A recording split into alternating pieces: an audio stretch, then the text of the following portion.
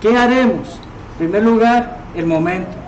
Cuando abrimos nuestras Biblias en el capítulo 2 y vemos lo que dice Lucas al respecto, vemos que hay una conexión entre el capítulo 2 y el 1. ¿Por qué? Porque recordamos las divisiones de la Biblia no las hizo Dios, sino que un hombre años después hizo esas divisiones en capítulos y otro llegó a hacerlas en versículos. Más el capítulo 2 está conectado con el capítulo 1, porque cuando llegó el día de Pentecostés estaban todos juntos. ¿Quiénes eran los que estaban todos juntos? Capítulo 1 nos hace saber que efectivamente estaban los apóstoles. Eran 11 y recordamos, se nos hace saber, faltaba ese 12 para completarlo, faltaba ese número 12, se escogió entre dos hombres, se llenó el espacio que Judas había dejado. Pero entonces estos hombres estaban juntos en ese día de Pentecostés y estaban unánimes, estaban en la misma situación, estaban en el mismo detalle. ¿Por qué? Porque ellos recordaban la promesa que Jesucristo hizo. Ellos recordaban que Él les dijo, va a venir poder de lo alto y van a tener que estar juntos en un lugar para que eso ocurra. ¿Cuál es la importancia del día de Pentecostés? Es que el nombre Pentecostés en primer lugar no aparece en el Antiguo Testamento, porque era una de las fiestas que tenían los judíos que celebrar cada año. Pentecostés simplemente significa 50. ¿50 qué? Bueno, 50 días desde la Pascua. Pasaban 7 semanas y el día siguiente. ¿Qué es lo importante? Recordemos, el judío ¿qué día celebraba? Era el Sabbat. Entonces, 7 días por 7 semanas son 49, llegaba un Sabbat. Y el día 50, el día que seguía, no era el Sabbat, era el primer día de la semana. Una parte importante que nos hace saber de cómo el primer día de la semana es el día en que nos reunimos, porque fue el día en que dio inicio a la iglesia. Y estaremos leyendo sobre ello. Recordamos que el primer día de la semana fue que nuestro Señor Jesucristo también resucitó. Recordamos muchas cosas porque también era un aniversario que se daba de los eventos con respecto a Egipto. Por eso es que había tanta gente agrupada o visitando la ciudad de Jerusalén. Incluso algunos dicen que como eran viajando de lugares tan lejos, pues viajaban a Jerusalén para la Pascua y se quedaban esos 50 días para poder celebrar Pentecostés en ese lugar. Volvemos que estaban todos juntos y fueron todos llenos del Espíritu Santo y comenzaron a hablar en otras lenguas. Hermanos, si ahorita sin saber mandarín empiezo a hablar de mandarín, creo que muchos se sorprenderían. ¿Por qué? Porque saben que no conozco el idioma. Incluso una de las partes importantes de que hablaban en lenguas es la situación de que ellos al hablar en otros idiomas, en otros lenguajes, no cometían errores. Cuando estuvieron los hermanos acá cometimos algunos errores en la traducción, que tal vez ellos decían una palabra en pasado y nosotros la traducíamos en presente. ¿Por qué? Porque a pesar de que estudiamos el idioma, aún nos falta. Pero estos hombres estaban llenos del Espíritu Santo y por tanto, el idioma que ellos hablaran, no había forma de decir se han equivocado.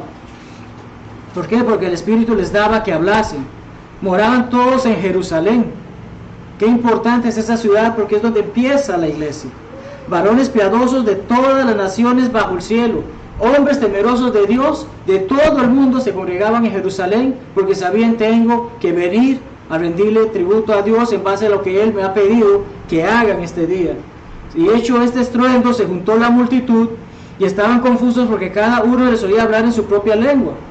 Y es que si por ejemplo ahorita voy a Gunayala y empiezo a hablarles en Guna, o voy a las comarcas Nave y empiezo a hablar en Nave, se van a sorprender de que como esta persona que no es de nosotros habla ese idioma, ¿verdad?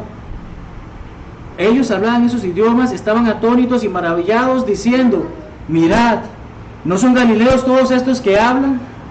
Y es que ahora invertimos la moneda, no es que un extranjero vino a hablarnos, como estaba mencionando por ejemplo, si voy a las comarcas.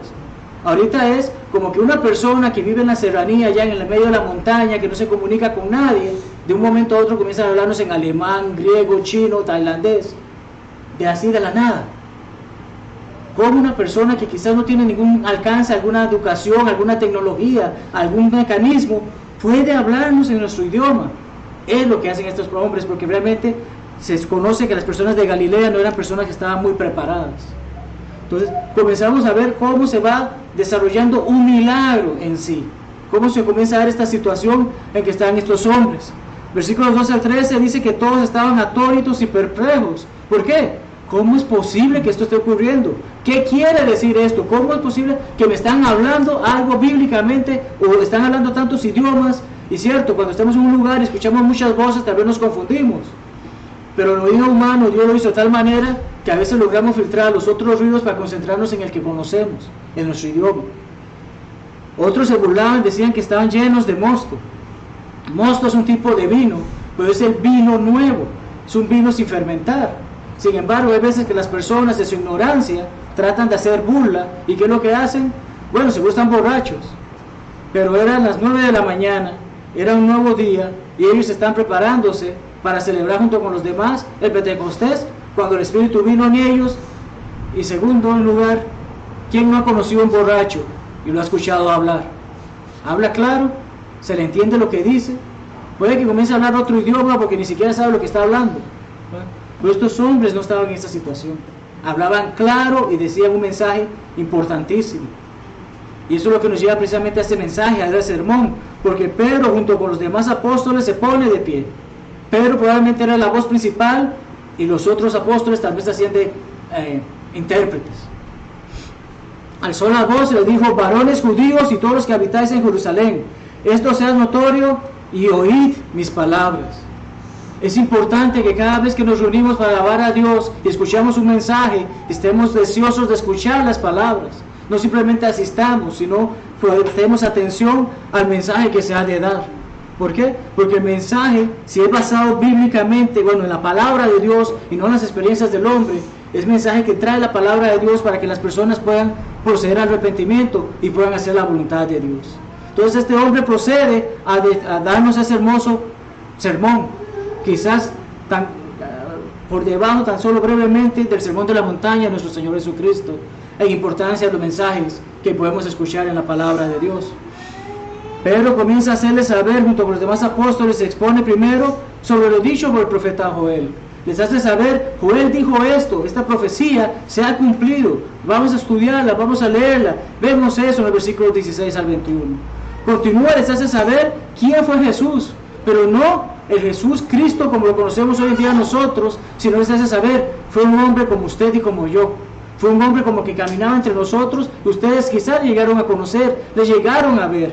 Él les hace saber: Jesucristo era un hombre de carne y hueso, como lo somos nosotros.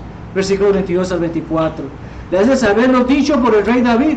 Así que, si han escuchado lo que dijo un profeta, ahora escuchen el rey que tantos aman, el rey que tantos esperan, ese descendiente que va a venir de ese rey, que va a reinar en Jerusalén.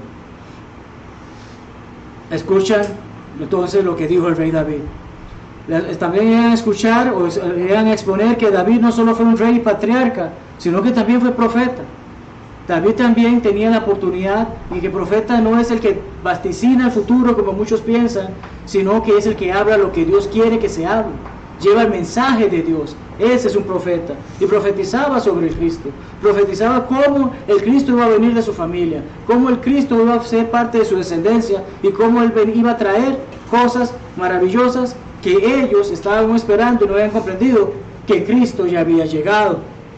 Continúa, les dice que David murió, pero aún pueden encontrar sus restos en su sepulcro. Hoy cada uno de nosotros que ha perdido un familiar, si vamos al cementerio, lo más seguro no encontremos algunas cenizas, o algunos huesos, o algún polvo en el cofre donde enterraron a ese ser querido. Pero Jesucristo fue resucitado por Dios. De Jesucristo no encontraron el cuerpo en esa tumba. De nuestro Señor, estos hombres fueron testigos, y esto es lo que estaban llevando. ¿Por qué? Recordemos, resucitó el domingo en la Pascua. Pasaron 40 días en que estuvo con ellos, terminando preparándolos para lo que se venía. Ascienden el día 40 y han pasado 10 días de que no saben de Él. Pero en este día se da este milagro en que reciben el Espíritu Santo, comienzan a hablar en lenguas, y Pedro y los demás comienzan a dar este mensaje tan importante para el pueblo de Israel, que pudiese comprender quién fue Cristo. Lo que las multitudes ven y oyen fue la promesa cumplida de Cristo hacia sus discípulos, el Consolador. Esto que ellos están hablando, esto que les hacen saber es: miren, este hombre que vino, este que ustedes conocieron como Jesús de Nazaret. ¿Y por qué hacen ese enfoque en Jesús de Nazaret? porque quién sabe cuántos Jesús había en el pueblo, pero este era único. Y este hizo la promesa, y esto es lo que ustedes están viendo hoy en este momento. Jesucristo nos hizo la promesa de que nos iba a dar el Espíritu para poder llevar el mensaje, de que nos iba a dar ese poder para poder hacer que las personas comprendieran que era Jesucristo. ¿Por qué? Porque así también se cumple la promesa de que Dios había dicho que iba a enviar el Mesías, y así lo hizo. Juan 14:26 dice que la palabra de Jesucristo, el Consolador, el Espíritu Santo, al que el Padre enviará en mi nombre. Vemos cómo hay 3 en 1 aquí. Él os enseñará todas las cosas y os recordará todo lo que yo os he dicho. Eso es lo importante de este mensaje que Pedro ha predicado. ¿Por qué? No es el ingenio de Pedro que se imaginó esa historia y empezó a narrarla. No es que él se acordaba detalle por detalle de todo lo que dijo. Muchos tal vez podemos recordar alguna historia, la contamos, pero van a haber detalles que obviamos. Pero como esta historia es tan importante, el Espíritu Santo los inspiró a que supiesen exactamente todo lo que debían de decir. ¿Para qué? Para causar que estas personas comprendieran que Jesucristo es el Hijo de Dios. Llegamos al versículo 36 que dice: sepa pues ciertamente toda la casa de Israel, que a este Jesús, a quien vosotros crucificasteis, no está diciendo fue el ejército romano, no está diciendo fue Pilato el que lo crucificó, está diciendo el pueblo de Israel fue el que llevó a Cristo a esa cruz. A ese hombre Dios le ha hecho Señor, amo, maestro, dueño. Y Cristo, ese Mesías, ese elegido, ese ungido de Dios. Termina el mensaje allí y el pueblo hace la pregunta que estábamos mencionando. Pedro se las responde luego, pero veamos esa pregunta. Esta gente al oír esto se compuje de corazón, un verbo que sé que no utilizamos mucho, pero es un verbo que base a lo que él ha dicho de la conciencia, crea remordimiento a ellos. Ustedes han crucificado a Cristo, ustedes han crucificado a quien Dios hizo el Señor. Esto les llegó al corazón, les causó ese remordimiento. Dicen a Pedro y los otros apóstoles: varones, hermanos. Pero prestemos lo que dice la pregunta. Muchos a veces se van y dicen: ¿qué haremos para ser salvos? No dice eso la pregunta. Están preocupados, han aceptado, hemos cometido un grave error. ¿Qué hacemos para remediar ese error? ¿Qué haremos para remediar eso? Es la pregunta que ellos hacen. Es la pregunta que muchos cuando escuchan el Evangelio también se hacen. ¿Por qué? He escuchado el mensaje de la vida de Jesucristo. He escuchado cómo murió, fue sepultado, resucitado entre los muertos. He escuchado que es el Señor de señores, que es el Rey de reyes. Entonces, ¿cómo hago ahora? ¿Qué puedo hacer ahora? Ciertos muchos se hacen esa pregunta y muchos de nosotros llegamos al momento que nos hicimos esa pregunta. Lo hermoso es que la respuesta no es tan difícil como parece ser. Y la respuesta dada por Pedro es la siguiente: arrepentíos, cambie de mente, deje de hacer las cosas que son incorrectas, deténgase allí, sepa que es malo y no debe de hacerlo más, arrepiéntase y sea bautizado cada uno de vosotros, sea inmerso en el agua, no que le echen un poquito de agua encima o cualquier otro mecanismo que la gente quiera llamar bautismo. El término bautismo involucra ser inmerso completamente en el agua, porque estamos estamos revocando la muerte, sepultura y resurrección de nuestro Señor. ¿Por qué? Porque lo hacemos bajo la autoridad de Jesucristo, en el nombre de Jesucristo. ¿Y para qué lo hacemos? No es simplemente para entrar a la iglesia, no es simplemente para ser salvo, es para poder pagar nuestra deuda, es para poder ser perdonados de nuestros pecados. Ese es el propósito del bautismo. No es porque mi papá me llevó y me puso ahí para que yo fuese salvo. No es para que mi papá me cubriera los pecados que no he hecho aún. No es porque alguien me dijo que para formar parte de esa iglesia tengo que ser bautizado. Bautismo es para perdón de pecados, recibirán el don del Espíritu Santo, porque para vosotros es la promesa. Vosotros judíos crucificaste a Jesucristo. Vosotros judíos, la promesa es de ustedes. Para vuestros hijos y para todos los que están lejos. Para cuantos el Señor nuestro Dios llamare. ¿Cómo nos llama Dios? No es a través del Facebook, no es a través del WhatsApp, no es a través del teléfono. Dios nos llama a través de su palabra. Dios no tiene una línea directa que nos va a decir, el Espíritu le va a decir, hoy lo llamé. Dios nos hace saber, aquí está lo que necesitas saber para que sepa que le he llamado. Y con otras muchas palabras testificaba y les exhortaba diciendo, sed salvos de esta perversa generación. Y recordamos que salvo es separado. Sepárense de esta gente malévola. Ustedes han venido aquí al Pentecostés para adorar a Dios, bien hecho. Ahora háganlo de verdad. Sepárense de lo que está malo.